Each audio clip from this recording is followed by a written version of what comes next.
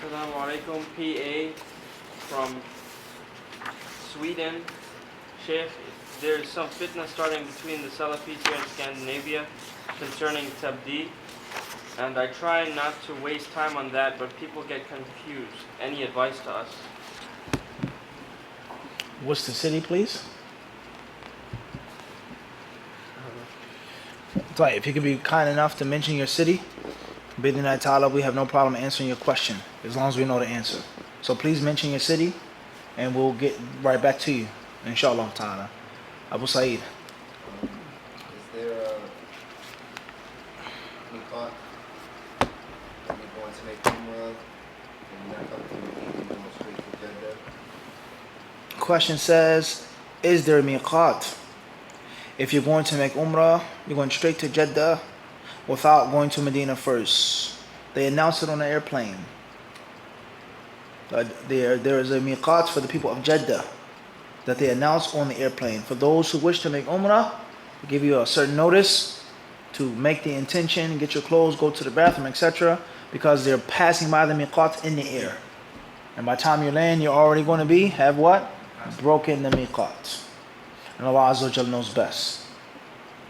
Fadl Akhi Muhammad. Is it permissible for somebody who can afford a $10,000 Hajj package to take a $2,500 Hajj package and have to put him through some type of hardship that he can't get? Question is, if a person can't afford to make a $10,000 Hajj package, can he make a $2,500 Hajj package that will put him through a hardship? He could afford to pay that. He can afford, but he wishes to just economize, and it's a hardship that he can't bear. If it's a hardship that he can't bear, some serious harm is going to take place. Either he's going to physically harm himself, he's going to break his Hajj, he's going to be injured, he's going to do something that's going to really mess things up. So if that's the instance, and he has the money but he just wishes to save, then that's haram. Because he can't be stingy, and he can't be miserly when it comes to Allah's right. And let alone Allah Azza wa Jalla forbade us from harming ourselves and from harming others and destroying ourselves. Allah has made this forbidden in the Quran. وَلَا تُلْقُوا بِأَيْدِيكُمْ إِلَى التَّهْلُكَةِ. Allah says, don't lend yourself to ruin and destruction. Okay? So therefore, if a person doesn't have the money, one may say he can't make a $2,500 package unless he's a real rugged, rough type person that says, I'll walk. No problem. I don't have the money, but I really want to make Hajj. I'll walk for a day. I'll sleep outside. The brothers overseas, not necessarily from Medina, but in Mecca, they would call this a hobo Hajj. We call it a what? A hobo Hajj. In which everything that you want to have, all of the days is on your what? Is on your shoulder. You got a tent, a can of tuna fish, or whatever the case, you have nothing. You're going to walk here, walk there, do this. You're going to be outside, kullu shay. If you can do that, alhamdulillah. But if you're going to beg for money, or if you're going to fight and scream and curse, you're going to oversleep, you're not going to make it, it's too much, you're going to quit, and you have the money, that's unlawful. Even one may say it's unlawful to make this type of Hajj if you don't have the money. And one may say be patient until you what? Have the wealth. And وَمَنْ يَتَقِ اللَّهِ يَجْعَلْ لَهُ مَخْرَجًا. Whoever fears Allah, Allah will give him a way out. وَيَرْزُقْهُ, and He'll provide him through means in which he never imagined. And Allah knows best. The questioner was from Örebro, Sweden. Tayyip, question from Örebro, Sweden. With regards to the fitna between the Salafis of at-Tabdi'. What advice do you give? Certain people are confused, so on and so forth. That's a lecture series. Many lectures we've given on it, let alone what the ulama of Islam have said about this issue. Me personally, to keep things brief and simple, I would advise you to read the book of our teacher, Sheikh Abdul Muhsin al-Abbad, Rifqan. So be gentle, O Ahlul Sunnah. O Ahlul Sunnah, be gentle with Ahlul Sunnah. I would advise you to read that book. If you have the ability to read and understand Arabic, then the book is in wide circulation. If you don't have the ability to read it in Arabic, the book I believe has been translated. That's an excellent book. And this book was written many years ago, maybe what, 15 years ago, 16 years ago, when the fitna was there, but it definitely wasn't like how it is now. All right, it was in a much earlier stage of mutation 15 years ago. So read that book, huh? That's my advice. Another very important book I would say, and Allah knows best, is the book of Sheikh Ibrahim al-Ruhaili an-Nasiha, in which he spoke on al-Hajr and tabdir and all of these different things. Read that book. It's a kitab ilmi, nafi', beneficial book without a question. And there are many other books and many other lectures as well. So that's what I could say to you in the amount of time that I have now. If we have more time, we can give you more advice. Please go back to those two books. And there are other books as well, in which these scholars have spoken on this major phenomenon of a tabdir and tajrih and hajr. Boycotting people. He is a deviant. He's an innovator. Don't speak with him. Don't sit with him. Don't take from his classes. Only learn from this one. And they split off into a group. And then the next month something happens. Then they split off to another group. And then they bring this word and this term. Before it was Haddadiyah. Then it was this. And then it's Safiqa and flan. And it cut into many groups and schisms. What is going to be left in 10, 20 years? What's going to be left? So that's my advice with regards to this major fitna that has prevented a great deal of good and has hindered many men from the cause of Allah subhanahu wa ta'ala. And it has split people up, split up homes, split up families, split up masjids, split up countries, in which the Muslims are a minority, in which the people of the Sunnah are a minority, in which the learned Tulabul Ilm and the Du'at and the Mashaykh are a minority. Minority upon minority upon minority upon minority upon minority. What is left? One has to ask himself the question, is this fitna, did it come from the Muslims or did it come from the non-Muslims? Is there a foreign hand moving puppets up and down to hurt the Muslims and to hurt the true call of Islam? Because what else could be more destructive and dangerous than this? What could be more destructive and dangerous than the people who claim the Orthodox Islam, and many of them have a good deal of orthodoxy with them? Or they're foreign elements, don't get it twisted, but the Aqidah is much better or is pure than this guy over there talking about this and one of them saying this and that.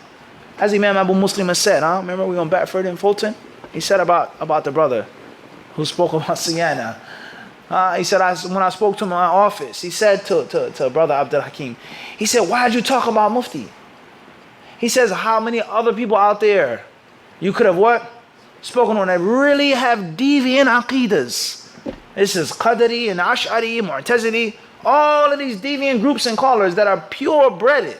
You couldn't speak about them and talk about them? So the fitna that takes place among those who claim and try to practice the orthodox way, it rips them to shreds, it destroys them and breaks them up. This is a musibah, yani. This is a major calamity. We're not talking about the deviant groups, the people that are all over the place, modern Islam, progressive Islam, people that are trying to practice the Sunnah, learn the Sunnah, and teach the Sunnah. He's a deviant, he's an innovator, he's this, he's that, he's this, he's different with him. He didn't go to Sheikh Fulan, he didn't visit Sheikh Fulan's house. He didn't write a bayan. And it takes something that's already small and does what? Rips it and shreds it up and makes it into 1,000 fragmented pieces. Guys, if we don't understand, if we don't realize, this is a major musibah. It's a tremendous calamity. Let's be mindful of this. La hawla wa la quwwata illa billah. AA from Santa Rosa, California. Can a woman work in a preschool where she has to sing to children? I believe we have just a little bit of time left. I would say in brief, all singing is not haram in Islam. Who said that singing is haram in Islam? Who said that all singing is haram in Islam? Who said that? Musical instruments is a different story. But singing is raising your voice and saying poetry, let alone singing to kids. Who said that that's haram from the get-go, that you can't sing? A musical instrument is a different story. The speech of the ulama regarding those issues. But singing, no men around, it isn't a means of fitna, it isn't a means of attraction. They're small kids. Huh? Who said that that's haram? Who said that's haram? Allah knows best. Assalamu alaikum, Sensei Ibn Ahmad from Ottawa, Canada. Is Nike haram? Wa alaikum assalam wa rahmatullahi wa barakatuh. I've given my opinion on wearing Nike in a Q&A before. And I basically said that if you feel doubt about Nike, then don't wear Nike. Stay away from it. You shouldn't wear Nikes. Anything that causes you to have doubt, stay away from. Da' ma yuribuka ila ma la yuribuka. Don't go near it if it causes you to have any friction. How many other sneakers out there? Hundreds and thousands of sneaker companies, shoes, jackets and hoodies and warmers and windbreakers. You don't have to wear Nike if you feel doubtful about it. However, we never said that wearing Nike is haram. We never said that. We never said that wearing Nikes is what? Whether it's a shirt or whether it's shoes. And if you say that Nike is haram, okay, tayyib. La bas. There's nothing wrong with having that opinion if you feel that way. But who said Adidas are permissible? Where do those three rectangles come from? What does that mean? What does that symbolize? Huh? What does that symbolize? Or Asics, or Saucony's, or Reeboks, or Fila's, and this. What do these things resemble? Where do they come from? Huh? And there are many other brand names that people wear with symbols and logos that come from paganism and shirk and kufr. Everyone understand this? How many Muslims around the world drink tea? You know the origin of tea? Do you know the first people to drink tea were the Chinese, the ancient Chinese? What was their aqidah about tea? What did they believe about tea when you put dry leaves and you infuse those leaves with hot water and the leaves come back to life? What does that mean with regards to the ancestors and spirits? Read the history of tea. And read the superstition that's connected with tea, Mao Feng tea. Read about tea. So just because something has a shirk origin doesn't necessarily mean that it's now what? Haram. Doesn't mean that. And it no longer symbolizes what it was supposed to symbolize back then. It no longer means the superstition that it was supposed to mean what? Everyone understand the point I'm trying to get to? We have to be very careful. And wallah, I don't care about Nikes. You ever see me wear Nikes, Abu Saeed? I could care less about Nike or Nikki. It's not about that. But it's about contradiction and double standard. To bash Nike, but you drive this type of car, or this is on your watch, or this is in your pocket, that's problematic now. Huh? So avoid Nikes if you can. Are they haram? I don't necessarily say that. Allahu alam. Wa sallallahu wa sallam wa barak ala abdihi wa rasulihi nabina wa imamina Muhammad. Jazakum Allah khairan.